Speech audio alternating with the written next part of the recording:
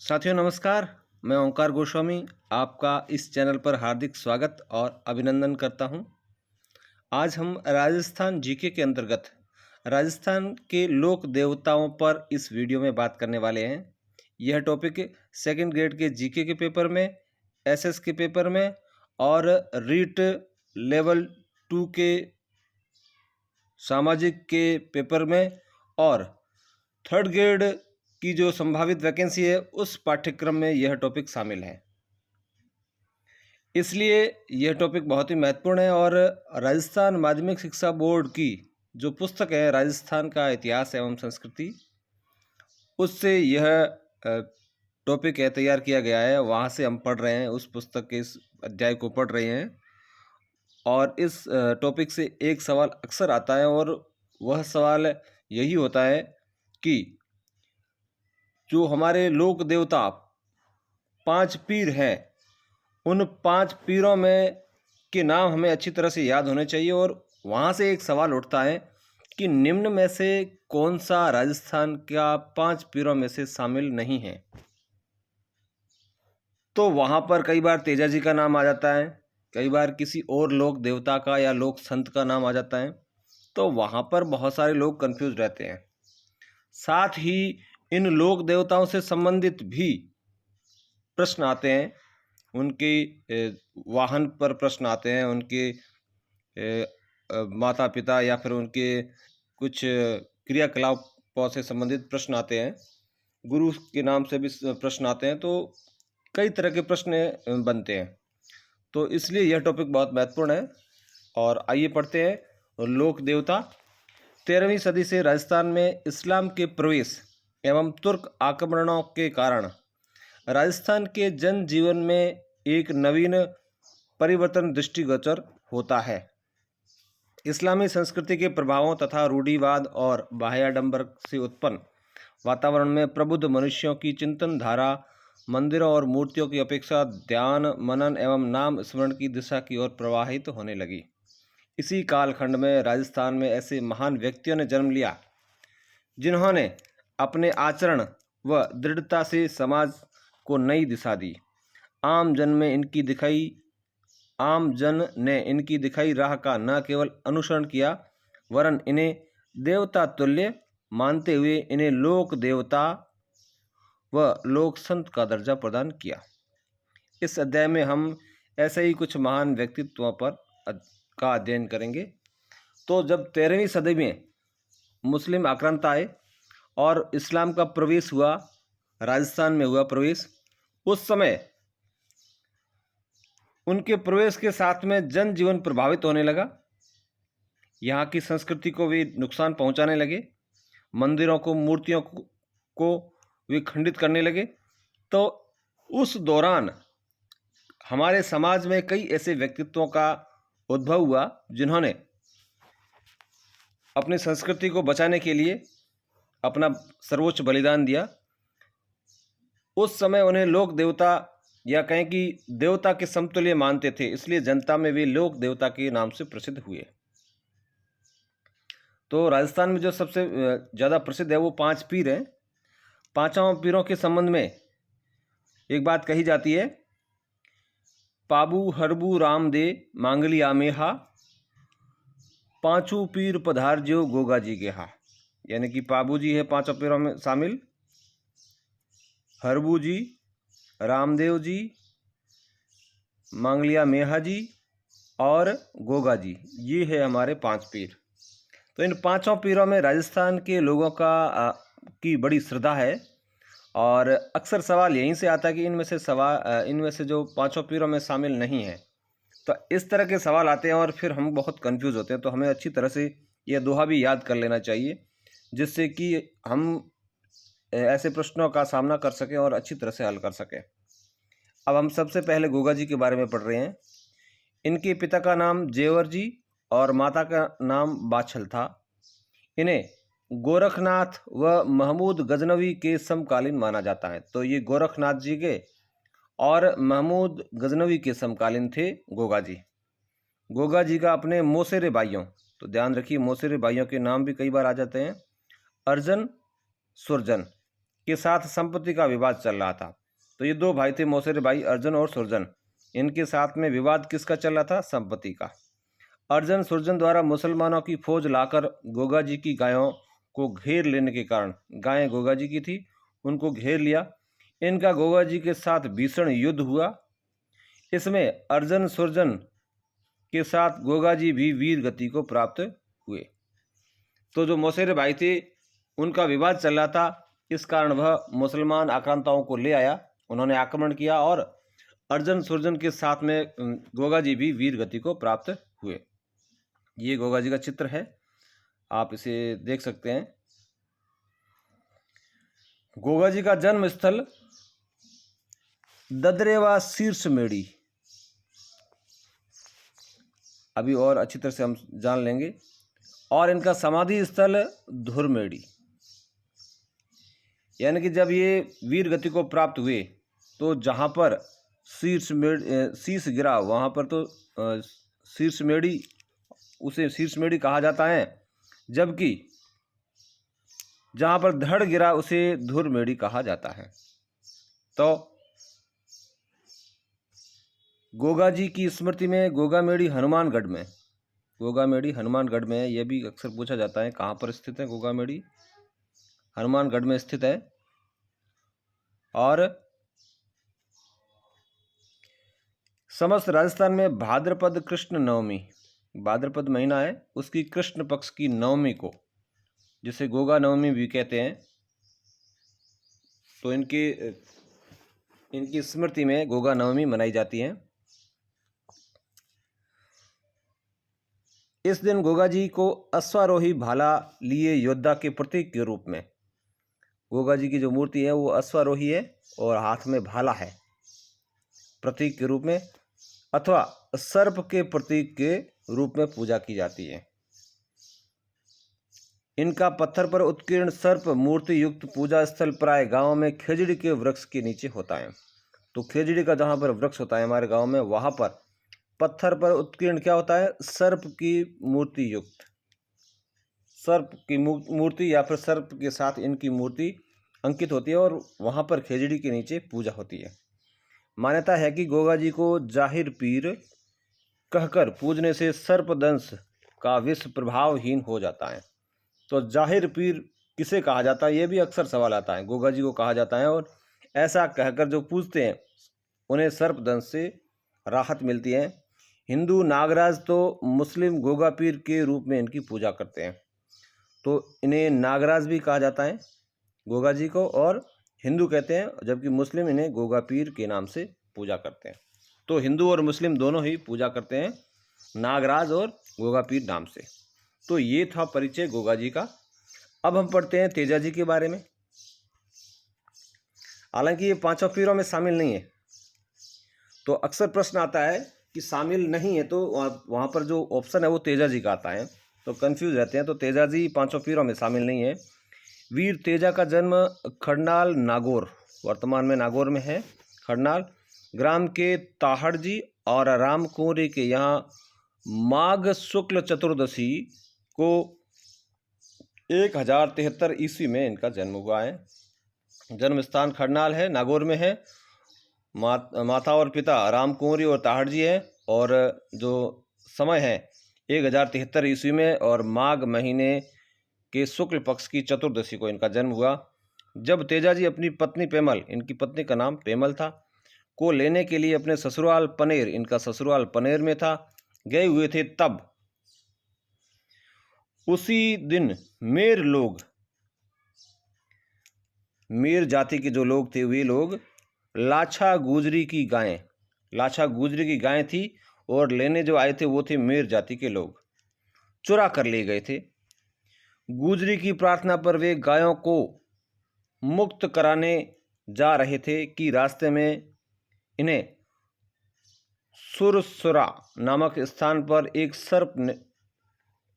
सर्प इन्हें मिला। तेजा जी ने सर्प को डसने से रोकते हुए वचन दिया कि वे गायों को मुक्त कराने के बाद स्वयं यहाँ आएंगे। भीषण संघर्ष के बाद तेजा जी ने गाय मुक्त कराने में सफलता प्राप्त की, परंतु अत्यधिक घायल होने पर भी वे अपने वचन के अनुसार वापस सर्प के पास आए। पूरे शरीर पर घाव होने के कारण इन्होंने सर्प के डसने के लिए जिह्वा आगे कर दी। पूरे शरीर पर घाव थे, इसलिए जिह्वा से डसने के लिए सर्प देवता को कहा। सर्पदंश के कारण सुरसुरा, जो कि अजमेर के किशनगढ़ में है, में भाद्रपद शुक्ल दशमी को, भाद्रपद महीना है और शुक्ल पक्ष की दशमी को इनकी मृत्यु हो गई। तेजा दशमी के रूप में मनाई जाती है। यह भाद्रपद शुक्ल दशमी के अवसर पर पंचमी से पूर्णिमा तक पर्वतसर नागौर में विशाल पशु मेला लगता है। तो इनकी याद में पर्वतसर में, नागौर में, वहाँ पर पशु मेला लगता है और मेला लगता है वह पंचमी से लेकर के पूर्णिमा तक चलता है। तो ये भाद्रपद महीने में लगता है। तेजा जी भी गोगा जी की तरह नागों के देवता के रूप में पूजनीय हैं। तो पहले हमने जाना कि नागों के देवता के रूप में गोगा जी भी पूजनीय हैं और तेजा जी भी नागों के देवता के रूप में पूजनीय हैं। तेजा जी को तलवार धारण किए हुए घोड़े पर सवार योद्धा के रूप में दर्शाया जाता है। और इससे पहले हमने जो पढ़ा था, गोगा जी के हाथ में भाला था और इनके हाथ में तलवार, जिनकी जिह्वा को सर्प डस रहा है। मान्यता है कि यदि सर्प दंशित व्यक्ति के दाएं पैर में तेजा जी की तांत या डोरी बांध दी जाए तो उसे विष नहीं चढ़ता है। ये तेजा जी का चित्र है और तेजा जी के बारे में और जानकारी है। लोक देवताओं से संबंधित यह मान्यताएं व कथाएं अक्सर सत्य हो आवश्यक नहीं। इसका मूल उद्देश्य इन कथाओं से जुड़ी शिक्षाओं, इनका जो मूल उद्देश्य है वो कथाओं से जुड़ी शिक्षाओं यथा निर्बल की रक्षा, वचन का पालन आदि आम जन तक पहुंचाना है। तो कथाओं में सत्य कितना है यह मुख्य नहीं है। मुख्य उद्देश्य है कि उन कथाओं के माध्यम से जो अच्छी बातें हैं जनता के सम्मुख उन्हें पहुंचाना और जिनमें निर्बल की रक्षा करना और अपने वचन का पालन करना मुख्य बात है। अब हम पढ़ते हैं पांचों पीरों में शामिल पाबू जी का परिचय। पाबू जी का जन्म है धांधल जी राठौड़ के यहाँ 1239 ईस्वी में कोलू में हुआ। इतिहासकार मोहनोत नैन्सी, महाकवि मोडजी आसिया तथा लोगों में प्रचलित मान्यता के अनुसार पाबू जी का जन्म वर्तमान बाड़मेर से 8 कोस आगे खारी खाबड़ के जूना नामक ग्राम में अप्सरा के गर्भ से हुआ। ये मानना है मोहनोत नैन्सी का, मोडजी आसिया का। तो यह प्रश्न परीक्षा की दृष्टि से इसलिए महत्वपूर्ण बन जाता है क्योंकि राजस्थान के जो प्रसिद्ध इतिहासकार है वो मोहनोत नैन्सी जी हैं। उन्होंने माना है कि इनका जो जन्म है वो बाड़मेर से 8 कोस आगे खारी खाबड़ के जूना नामक ग्राम में हुआ और अप्सरा के गर्भ से हुआ। ये मानना है मोहनोत नैन्सी और मोडजी आसिया का। तो चूंकि मोहनोत नैन्सी मारवाड़ के और राजस्थान के प्रसिद्ध इतिहासकार हैं तो प्रश्न पूछने की गुंजाइश बनती है। पाबू जी का विवाह अमरकोट के सूरजमल सोढ़ा की पुत्री सोढ़ी के साथ हुआ। पत्नी का नाम सोढ़ी। विवाह के मध्य ही इनके प्रतिद्वंदी बहनोई जो कि जायल नागौर के नरेश जींदराव खींची थे, तो इनके बहनोई थे, जायल नागौर के थे और नाम था नरेश जींदराव खींची, ने पूर्व वैर के कारण देवल चारणी की गायों को घेर लिया। तो गाय किसकी थी? देवल चारणी की गाय थी, उसे घेर लिया। देवल ने पाबू जी से गायों को छुड़ाने की प्रार्थना की। 3 फेरे लेने के पश्चात चौथे फेरे से पूर्व ही वे देवल चारणी की केसर कालमी घोड़ी, ये उनकी घोड़ी का नाम है पाबू जी की, केसर कालमी, जो कि उन्हें देवल चारणी ने दी थी, पर सवार होकर गायों की रक्षार्थ रवाना हो गए। कड़े संघर्ष में वे 1276 ईस्वी में पाबू जी अनेक साथियों सहित वीर गति को प्राप्त हुए। तो ये 3 फेरे लेने के बाद में चौथे फेरे से पहले ही ये गायों की रक्षार्थ चले गए और वीर गति को प्राप्त हुए और यह बात है 1276 ईस्वी में। वीरता, प्रतिज्ञा पालन, त्याग, शरणागत वत्सलता एवं गो रक्षा हेतु बलिदान होने के कारण जनमानस इन्हें लोक देवता के रूप में पूजता है।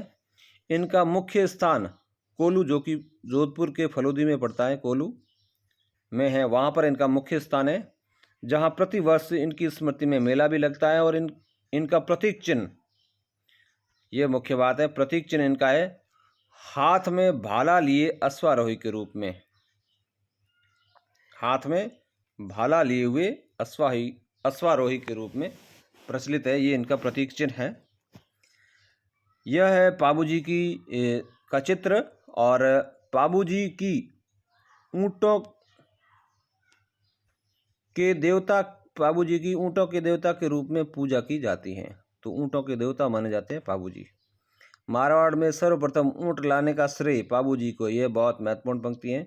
सबसे पहले जो ऊँट ले आए मारवाड़ में वो पाबूजी थे। ऊँटों के स्वस्थ होने पर भोपे भोपियाँ द्वारा पाबूजी की फड़ गाई जाती है। पाबूजी की फड़ प्रसिद्ध है और भोपे भोपियों द्वारा इसे गाई जाती है। ग्रामीण जनमानस इन्हें लक्ष्मण जी का अवतार मानता है, तो लक्ष्मण के अवतार के रूप में प्रसिद्ध है पाबूजी।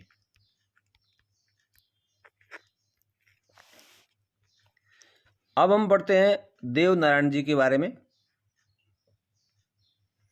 देव नारायण जी बगड़ावत प्रमुख भोजा और सिडू गुर्जर के पुत्र थे।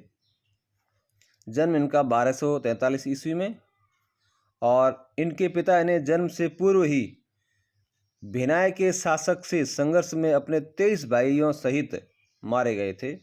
इनके पिता जन्म से पूर्व ही वीर गति को प्राप्त हुए। भिनाय शासक से इनकी रक्षा हेतु इनकी माँ, जिनका नाम सेडू था, इन्हें लेकर अपने पीहर मालवा चली गई। तो इनका पीहर था मालवा में, यानी कि देवनारायण जी का ननिहाल मालवा में। 10 वर्ष की अल्पायु में वे पिता की मृत्यु का बदला लेने राजस्थान की ओर लौट रहे थे। तो मार्ग में धारा नगरी में जय सिंह देव परमार की पुत्री पीपल दे से उन्होंने विवाह किया। तो इनकी पत्नी का नाम था पीपल दे, जो धारा नगरी के जय सिंह देव परमार की पुत्री थी। कुछ समय बाद वे बदला लेने हेतु भिनाय पहुँचे, जहाँ गायों को लेकर भिनाय ठाकुर से हुए संघर्ष में देव जी ने उसे मौत के घाट उतार दिया। इनका मुख्य पूजा स्थल आसींद भीलवाड़ा में है, जहाँ भाद्रपद शुक्ल सप्तमी को मेला पड़ता है। आसींद भीलवाड़ा में भाद्रपद शुक्ल सप्तमी को मेला पड़ता है। इनके मुख्य अनुयायी गुर्जर है। गुर्जर जाति के जो लोग हैं वो इनके मुख्य अनुयायी है, जो देवजी की फड़ तथा देवजी और बगड़ावतों से संबंध काव्य, जिसका नाम है बगड़ावत, के गायन द्वारा इनका यशोगान करते हैं। किंवदंती है कि हर रात 3 पहर गाए जाने पर यह 6 माह में पूर्ण होता है। यानी कि इनकी इस बगड़ावत को या इनकी जो फड़ को जब गाया जाता है, तो कहना यह है कि हर रात 3 पहर गाएं नियमित रूप से, तो 6 माह तक इनका जो गायन है वो पूर्ण होता है, ऐसा कहा जाता है। तो ये था देवनारायण जी के बारे में परिचय। अगले जो हमारे लोक देवता हैं वो है मल्लीनाथ जी। मल्लीनाथ जी का जन्म मारवाड़ के रावल सलखा और जानी दे के ज्येष्ठ पुत्र के रूप में हुआ, और समय है 1358 ईस्वी में। पिता की मृत्यु के पश्चात वे इनके चाचा का नाम था कानड़ दे, के यहाँ महेवा में शासन प्रबंध देखने लगे। चाचा कानड़ दे की मृत्यु के बाद वे 1374 ईस्वी में महेवा के स्वामी बन गए। राज्य विस्तार के क्रम में 1378 ईस्वी में फिरोज तुगलक के मालवा के सूबेदार, जिसका नाम था निजामुद्दीन, की सेना को उन्होंने मार भगाया। अपनी रानी रूपा दे, रानी का नाम इनकी रूपा दे, की प्रेरणा से वे 1389 ईस्वी में उगम सिंह भाटी के शिष्य बन गए, यानी कि इनके गुरु है उगम सिंह भाटी।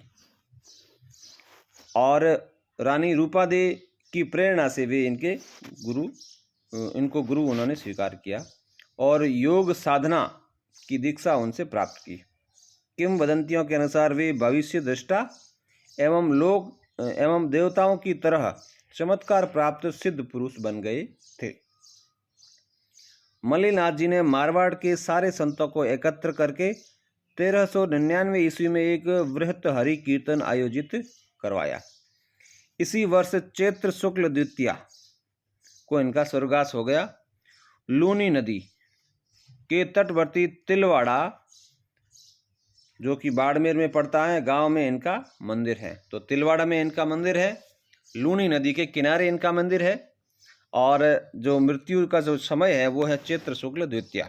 गुरु का नाम उगम सिंह बाटी और पत्नी का नाम रूपा दे। जहाँ प्रतिवर्ष चैत्र कृष्ण एकादशी से चैत्र शुक्ल एकादशी तक विराट पशु मेला लगता है। तो तिलवाड़ा में जो पशु मेला लगता है वो मल्लिनाथ जी की स्मृति में लगता है और चैत्र कृष्ण एकादशी से चैत्र शुक्ल एकादशी तक चलता है। जोधपुर के पश्चिमी परगने का नामकरण इन्हीं के नाम पर मालानी किया गया है। तो जो मालानी क्षेत्र है वो मल्लिनाथ जी के नाम से पड़ा है, नाम उसका। इनकी आज भी मालानी यानी बाड़मेर में अत्यधिक मान्यता है। तो ये थे मल्लिनाथ जी। अब हम पढ़ते हैं पांचों पीरों में शामिल बाबा रामदेव जी। तंवर वंशीय थे ये, वंश इनका तंवर था। अजमाल जी और मेणादे के पुत्र थे और जन्म बाड़मेर जिले की सिव तहसील के ऊंडू काश्मीर में हुआ। इन्हें मल्लिनाथ जी के समकालीन माना जाता है। तो ये मल्लिनाथ जी के समकालीन थे। बालपन में इन्होंने पोकरण क्षेत्र मल्लिनाथ जी से प्राप्त करने के पश्चात वहाँ भैरव नाम का जो एक क्रूर व्यक्ति था का अंत करके अराजकता एवं आतंक खत्म किया। इनका विवाह अमरकोट के दलजी सोढ़ा की पुत्री थी जिनका नाम था नेतल दे से हुआ। अपनी भतीजी को पोकरण दहेज में देने के बाद इन्होंने रामदेवरा, जिसे रूणीचा भी कहा जाता है, गांव बसाया। तो पहले रामदेवरा इनकी जागीर थी और बाद में इन्होंने अपनी भतीजी को दहेज में दे दिया पोकरण। तो पोकरण के बाद में इन्होंने जो रामदेवरा गांव बसाया और वहीं पर ये आज भी इनकी स्मृति में मेला लगता है। और 1458 ईस्वी में भाद्रपद शुक्ल एकादशी को इन्होंने जीवित समाधि ले ली थी। यहाँ भाद्रपद शुक्ल द्वितीया को विशाल मेला भरता है। सांप्रदायिक सद्भाव इस मेले की प्रमुख विशेषताएं। तो इन्हें हिंदू मुस्लिम हर धर्म के लोग इन्हें पूजते हैं, मान्यता इनके प्रति उनकी आस्था है। जहां कृष्ण के अवतार के रूप में इन्हें मानता है रामदेव जी को, वहीं मुसलमान रामसा पीर नाम से इन्हें संबोधित करते हैं, पूजते हैं। सामान्यतः गांवों में किसी वृक्ष के नीचे ऊंचे चबूतरे पर रामदेव जी के प्रतीक, और जिनका नाम है रामदेव जी के प्रतीक, पगली स्थापित किए जाते हैं और ये स्थान थान कहलाते हैं। जहाँ पर इनके पगली स्थापित किए जाते हैं उसे थान कहते हैं। रामदेव जी द्वारा कामड़िया पंथ की स्थापना की गई, यह भी महत्वपूर्ण प्रश्न है। इस पंथ के अनुयायियों द्वारा रामदेव जी के मेले में 13 ताली नृत्य प्रस्तुत किया जाता है, यह भी महत्वपूर्ण प्रश्न है। रामदेव जी वीर होने के साथ साथ समाज सुधारक भी थे। इन्होंने जाति प्रथा, मूर्ति पूजा और तीर्थ यात्रा का विरोध किया। अगले लोक देवता हैं मेहाजी मांगलिया। ये पांचों पीरों में शामिल है। मेहाजी मांगलिया राजस्थान के पंच पीरों में गिने जाते हैं। वे राव चुंडा के समकालीन थे। इनका जन्म पंवार क्षत्रिय परिवार में हुआ, किंतु पालन पोषण अपने ननिहाल में और में मांगलिया गोत्र में हुआ। तो पंवार क्षेत्रीय परिवार में जन्म हुआ है, लेकिन पालन पोषण ननिहाल में, जो कि मांगलिया गोत्र में थे, वहाँ पर हुआ। इसलिए वे मेहाजी मांगलिया के नाम से प्रसिद्ध हुए। इनके स्वाभिमानी स्वभाव के कारण अनेक शत्रु हो गए। अंत में जैसलमेर के राव राणक देव भाटी से युद्ध करते हुए वे वीर गति को प्राप्त हुए। वे अच्छे शकुन शास्त्री भी थे। लोगों की सेवा सहायता करने एवं उन्हें संरक्षण देने के कारण वे लोक देवता के रूप में पूजे जाते हैं। बापिणी में, जोधपुर के बापिणी में इनका मंदिर है, जहाँ भाद्रपद कृष्ण अष्टमी को मेला भरता है। अब हम पढ़ते हैं हरबू जी के बारे में।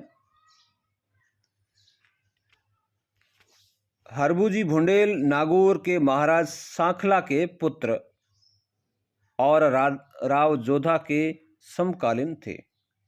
तो पिताजी का नाम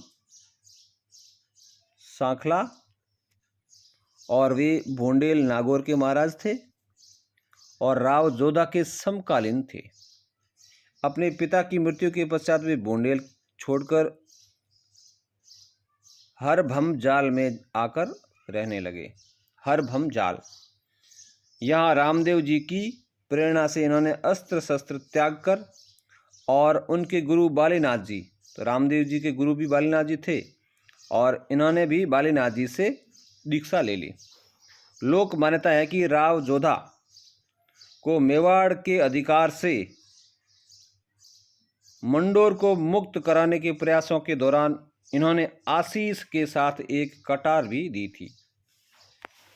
तो राव जोधा को उन्होंने कटार भी दी और आशीर्वाद दिया कि जो मंडोर है वो मेवाड़ के कब्जे में है, वो मुक्त हो जाएगा। इस सहायता व आशीर्वाद से जब यह भूभाग जोधा के अधीन आ गया तो जोधा ने इन्हें बेंगटी ग्राम प्रदान किया। बेंगटी ग्राम है वह इन्हें प्रदान कर दिया राव जोधा ने हरबू जी को। हरबू जी को बहुत बड़ा शकुन शास्त्री, वचन सिद्ध और चमत्कारी पुरुष माना जाता है। इनका प्रमुख जो स्थान है वो बेंगटी फलोदी के पास में जोधपुर जिले में है, राजस्थान के। मनोती पूर्ण होने पर श्रद्धालु यहाँ इनके मंदिर में स्थापित हरबू जी की गाड़ी की पूजा अर्चना करते हैं। हरबू जी की गाड़ी है जो गायों के लिए घास ले जाते थे, उसकी पूजा अर्चना करते हैं। अंत में एक दे रखा है, क्या आप जानते हैं अकबर के चित्तौड़गढ़ दुर्ग पर आक्रमण के समय अपूर्व वीरता व साहस दिखाने वाले कल्ला जी की मेवाड़ क्षेत्र में 4 हाथों वाले लोक देवता के रूप में प्रसिद्धि है। तो जो 4 हाथों के लोक देवता के रूप में प्रसिद्धि है वो हमारे कल्ला जी हैं, उनकी है मेवाड़ क्षेत्र में। मान्यता है कि सिर कटने के बाद भी कल्ला जी का धड़ मुगलों से लड़ता हुआ रुंडेला तक जा पहुंचा था। तो कल्ला जी को भी लोक देवता माना जाता है। तो ये हमने पढ़ा कक्षा 10 के अध्याय लोक देवता से। आशा है आपको इससे जो प्रश्न निर्माण की जो प्रक्रिया है वो समझ में आई होगी और आपको लाभ मिलेगा। आपसे एक अनुरोध है कि आप चैनल पर यदि नए हैं तो इसे सब्सक्राइब ज़रूर करें। फिर मिलते हैं एक नए वीडियो में जिसमें लोक संतों के बारे में जानकारी दी जाएगी। तब तक के लिए धन्यवाद। जय हिंद।